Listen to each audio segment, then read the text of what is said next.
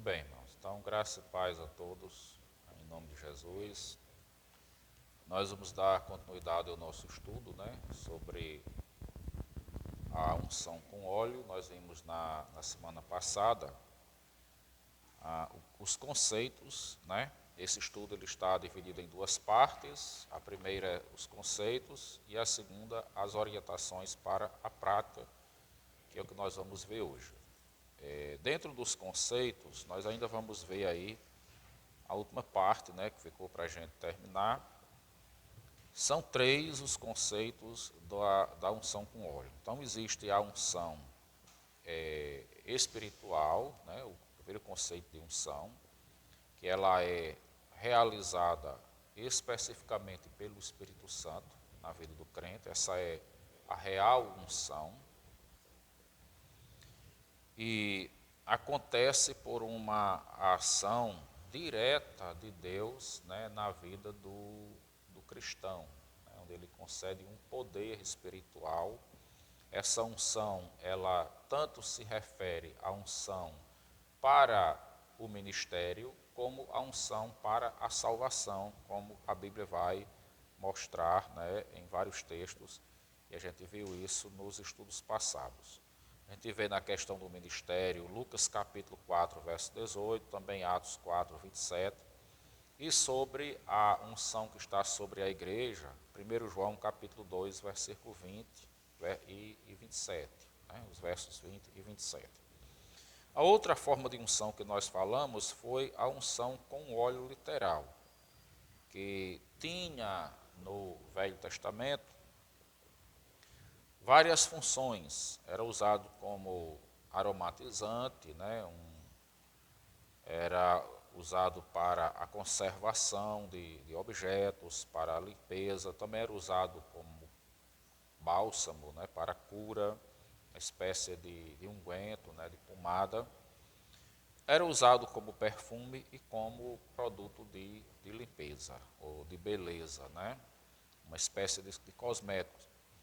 Então, hoje nós vamos falar sobre a outra forma de unção, que é a unção simbólica, que é a aplicação do óleo sobre pessoas, animais e objetos com a finalidade de consagrá-los. Isso acontecia no Velho Testamento, Esta unção, ela também se pode designar como unção cerimonial e não tem sentido ser hoje praticada no Novo Testamento, pela igreja, porque era prescrição da lei mosaica e só se fazia com o óleo da unção, que era um óleo específico, para fazer a unção cerimonial.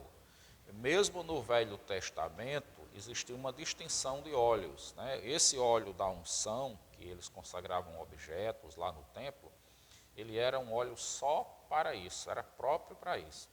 Essas outras formas de óleo, a composição química, como se preparava o produto, do óleo para ungir, por exemplo, a pele, cabelos, que eram usados como tratamentos de beleza, já era diferente desse óleo da unção que se usava no templo ou no tabernáculo, por exemplo, na tenda da congregação. Então, não sendo por isso recomendado em nenhuma parte para uso no Novo Testamento. Então, a gente vai ver aí esse óleo da unção em Êxodo, capítulo 30, versos de 22 ao 33.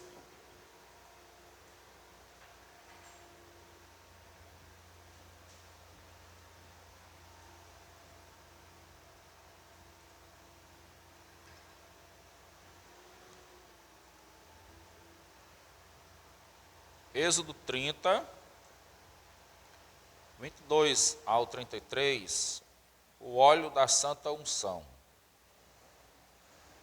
Disse mais o Senhor a Moisés: Tu, pois, toma das mais excelentes especiarias de mirra fluída 500 ciclos, de sinacomo odoroso a metade, a saber, 250 ciclos. E de cálamo aromático, 250 ciclos. E de cássia, 500 ciclos, segundo o ciclo do santuário, e de azeite de oliveira, 1 hin. Disto farás o óleo sagrado para unção, o perfume composto segundo a arte do perfumista. Este será o óleo sagrado da unção. Com ele ungirás a tenda da congregação e a arca do testemunho, e a mesa com todos os seus utensílios, e o candelabro com os seus utensílios, e o altar do incenso, e o altar do holocausto com todos os utensílios, e a bacia com o seu suporte. Assim consagrarás estas coisas, para que sejam santíssimas. Tudo o que tocar nelas será santo. Também ungirás Arão e seus filhos, e os consagrarás para que me oficiem como sacerdotes. Dirás aos filhos de Israel: este me será o óleo sagrado da unção nas vossas gerações. Não se ungirá com ele o corpo do homem que não seja sacerdote, nem fareis outro semelhante, da mesma composição. É santo e será santo para vós outros. Qualquer que compuser óleo igual a este, ou dele puser sobre um estranho, será eliminado do seu povo. Então, a gente vê aqui que esse óleo da Santa Unção, né, ele era um óleo específico para a realização de cerimoniais, né, de consagração, de unção cerimonial. Por isso que essa unção simbólica, ela também é chamada de unção cerimonial. Então, na composição, né, desse óleo aromatizante, a gente vê que Deus detalha aqui para Moisés quais as essências que deveriam ser ali unidas, né, para essa composição e fazer esse óleo específico. E Deus proíbe que aquele tipo de óleo fosse reproduzido por alguém com a mesma essência, né, aquela composição não podia ser reproduzida para ser usada fora do santuário, né, das atividades sagradas, e nem se poderia usar o mesmo óleo também ali para outras finalidades. Então, qualquer outra forma de unção com óleo teria uma composição diferente. Então, essa orientação, ela foi dada na lei, né, para os utensílios sagrados ali do templo, da tenda, da congregação, do tabernáculo, onde ele fala aqui no versículo 26, que era ungida a tenda da congregação, era ungida a arca do testemunho. No versículo 27 ele fala de todos os utensílios, fala do candelabro, né, do altar do incenso, o altar do holocausto. Então ele vai detalhando tudo aquilo que estava ali relacionado aos serviços sagrados, né, e cerimoniais oficializados pelos sacerdotes. E também se ungia o próprio sacerdote, né, se ungia também o rei, se ungia o profeta.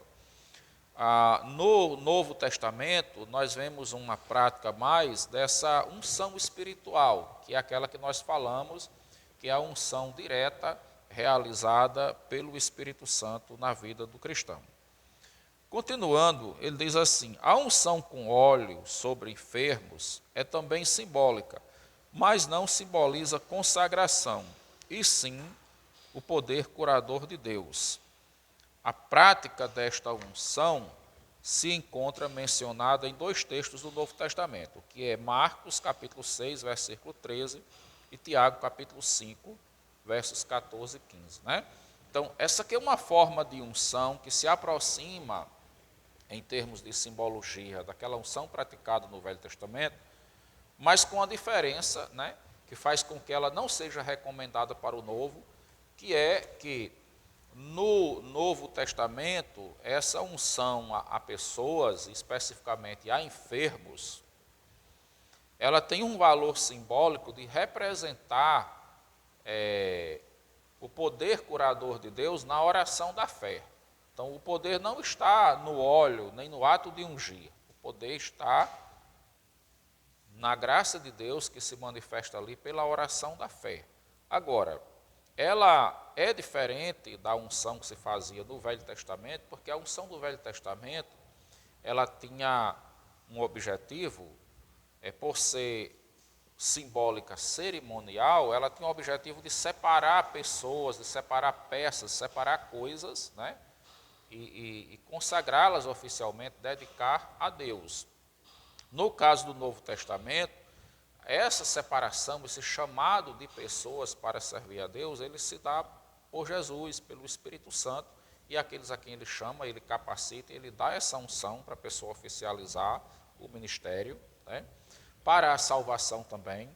E em caso de dons, em caso de exercícios ministeriais, a igreja tem uma consagração, ela tem um reconhecimento, onde ela oficializa, né, os ministérios, mas não com a prática do óleo para ungir e tornar aquela simbologia um cerimonial dos ritos da igreja no Novo Testamento. A não ser, em casos específicos, a questão da unção com óleo, né, como já falamos, em Marcos capítulo 6, versículo 13, nós podemos ver aí que era uma prática recorrente, né, para a igreja. Diz assim: expeliu muitos demônios e curavam numerosos enfermos, ungindo-os com óleo. Então, a gente vê que era um momento específico em que os apóstolos faziam essa unção com óleo. Fala apenas em 2 textos do Novo Testamento, mas a maioria das vezes eles curavam orando e ministrando a palavra ali. O que significa dizer que pode ser realizado, mas não é uma regra que tem que ser feita, né? E em Tiago, capítulo 5,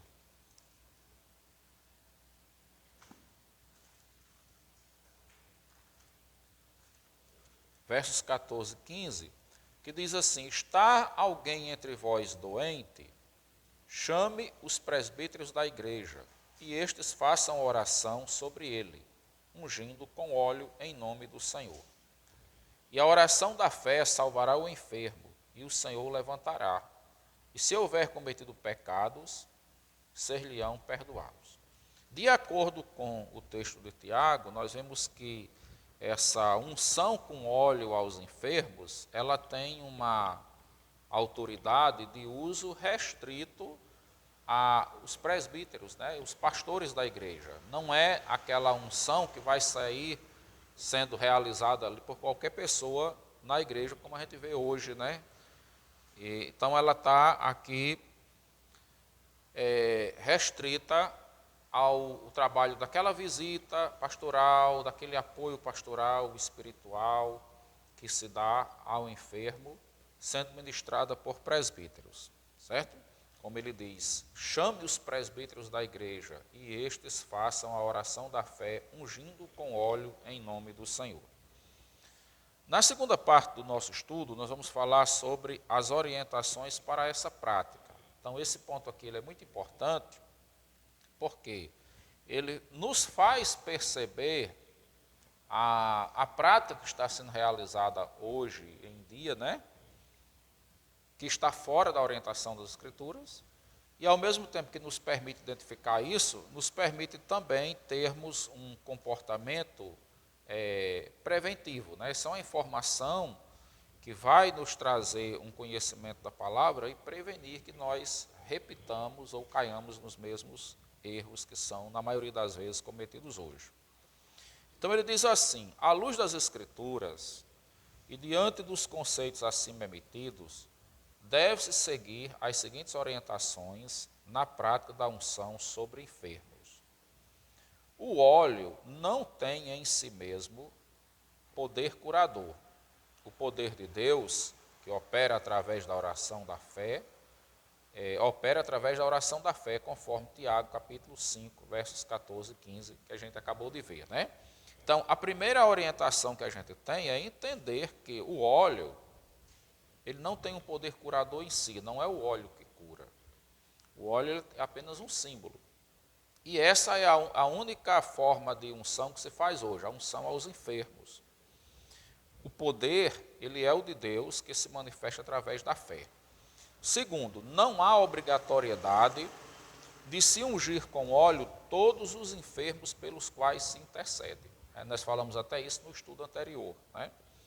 Porque a gente vai ver que em Marcos capítulo 6, versículo 13, os apóstolos usaram, só que você vê apenas essa referência ali.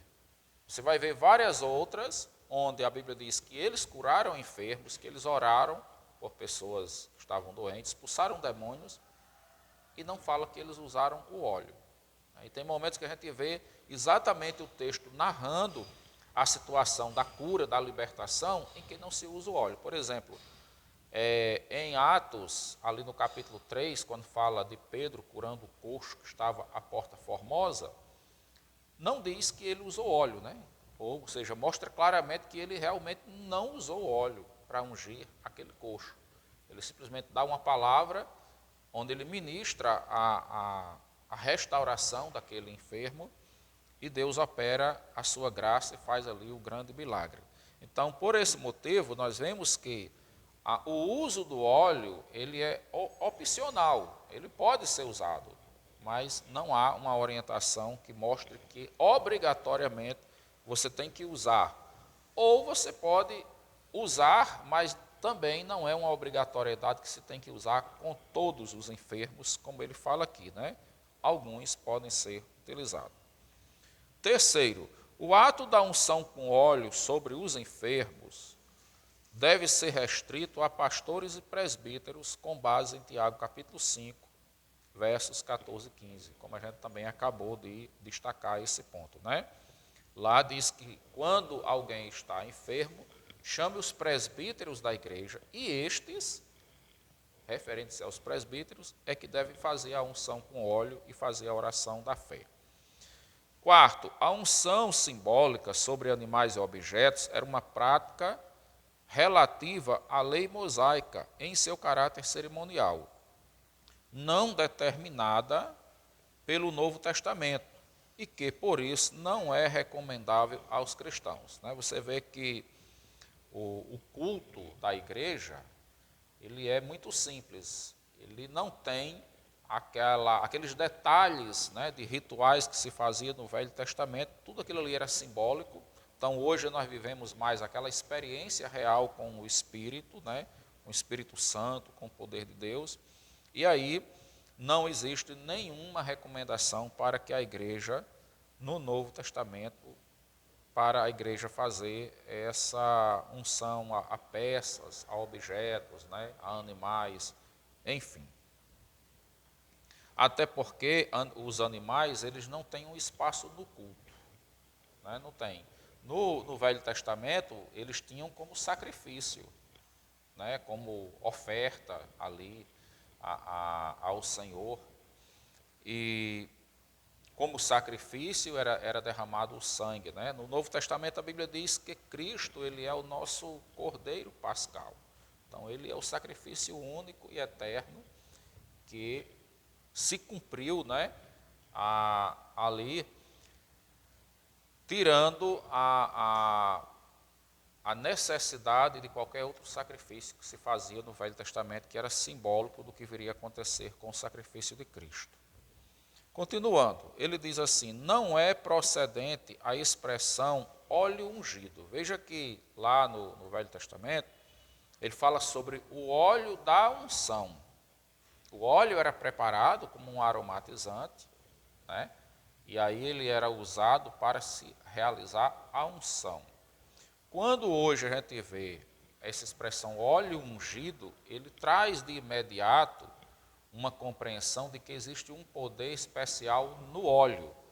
E isso não é bíblico, porque mesmo quando se usava no Velho Testamento, o poder não estava no óleo. O óleo ele apenas carregava uma simbologia, né?